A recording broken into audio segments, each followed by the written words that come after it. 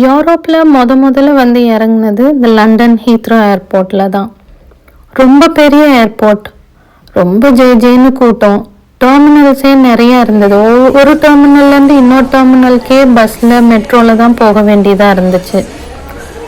அப்படி அடிச்சு பிடிச்சி கரெக்டான கேட்டுக்கு வரும்போது சரி கொஞ்சம் ரிலாக்ஸ் பண்ணலான்னு பார்த்தா இவ்வளோ கலர்ஃபுல்லான ஹேண்ட்பேக்ஸ், கலர்ஃபுல்லான திங்ஸ், இது எல்லாமே ரொம்ப அழகழகாக இருந்தது. ஆனால் பாக்கெட்டில் பணம் இருக்கணும்னா இதெல்லாம் வாங்கக்கூடாது. சரின்ட்டு கேப் ஏறலான்னு ஊபர் புக் பண்ணேன். இப்போ நான் உட்காந்துருக்கேன் இல்லையா, இந்த கேப் தான் வந்துட்டு ஒரு இன்ட்ரெஸ்டிங்கான ஒரு பர்சன் ஓட்டிட்டு வர கார். ஊபரில் புக் பண்ணியாச்சு. ஆனால் ஊபர் எங்கே போய் ஏறுதுன்னு தெரில ஏர்போர்ட்டில்.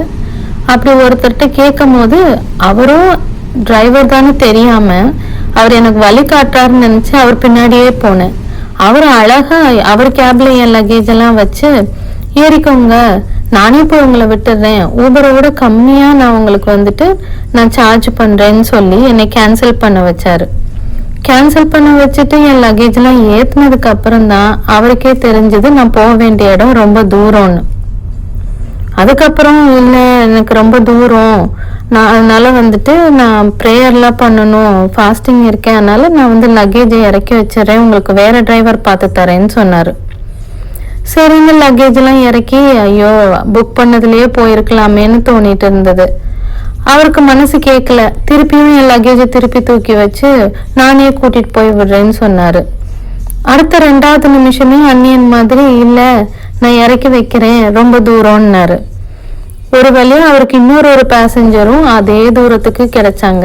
சரி ஒரே கல்ல 2 மாங்கான்ட்டு 2 பேரையும் ஏத்திக்கிட்டு டபுள் சார்ஜ் கிடைக்கும்ட்டு அவரும் என்னை கூட்டிட்டு போயிட்டு இருந்தாரு. கிட்டத்தட்ட 1.5 மணி நேரம் போக வேண்டியதா இருந்துச்சு நான் தங்கி இருந்த ஹோட்டலுக்கு. ஏற்கனவே பிக்கப் பண்ணவங்கள ட்ராப் பண்ணிட்டு கொஞ்ச நேரம் நான் வந்து ப்ரே பண்ணிட்டு வந்துக்கிறேன்னு என்கிட்ட பெர்மிஷன் கேட்டாரு. நம்மளுக்கு ஏற்கனவே லேட்டானதான் ஆகுது, அவருக்காச்சும் ப்ரே பண்ணிட்டு வரட்டும்னு விட்டுட்டேன். ப்ரே பண்ணிட்டு வந்தவர் ரொம்ப புகழ்ந்து தள்ளிட்டாரு. எந்த கஸ்டமரும் இவ்வளோ பொறுமையா எனக்கு வந்து டைம் தர மாட்டாங்க, உங்களை ஆண்டவன் கண்டிப்பா நல்ல நிலைமையில வைக்கணும் அப்படின்னு சொல்லி ரொம்ப நல்ல விதமா என்னை வந்துட்டு கூட்டிட்டு போய் என்னோட ஹோட்டல்ல விட்டுட்டு எனக்காக வந்துட்டு என் லக்கேஜ் எல்லாம் கொண்டு போய் என் ரூம் பக்கத்துல வச்சுட்டு வந்தாரு. ரொம்ப நல்ல மனுஷனா இருந்தாரு. கான்டாக்ட் நம்பர்லாம் கொடுத்து நீங்க லண்டன் விட்டு ரிட்டர்ன் போகும்போது என்னையே கூப்பிடுங்க, நானே உங்களை கூட்டிட்டு போறேன்னாரு. அடுத்த நாள் ஆஃபீஸ். இப்போ நீங்க பார்த்துட்டு இருக்கிறது என்னோட ஆஃபீஸ் தான். ரொம்பவே பிரம்மாண்டமா இருந்தது. வகை வகையா கலர்ஃபுல்லான ஃபுட், சாப்பிட நல்லா இருக்கும் இல்லையோ பார்க்க ரொம்ப அழகா இருந்தது.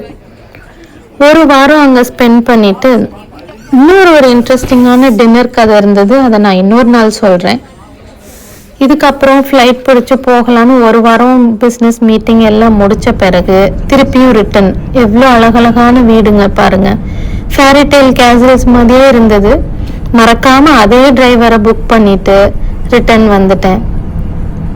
இந்த மாதிரி இன்னும் பல இன்ட்ரெஸ்டிங்கான ஸ்டோரிஸ் பிளஸ் வீடியோ நீங்க பார்த்து ரசிக்கிறதுக்கு யூரோப்ல இன்னும் நிறைய கதைகள் என்கிட்ட இருக்கு. என்னோட இணைஞ்சிருங்க தேடல் உலகத்துல.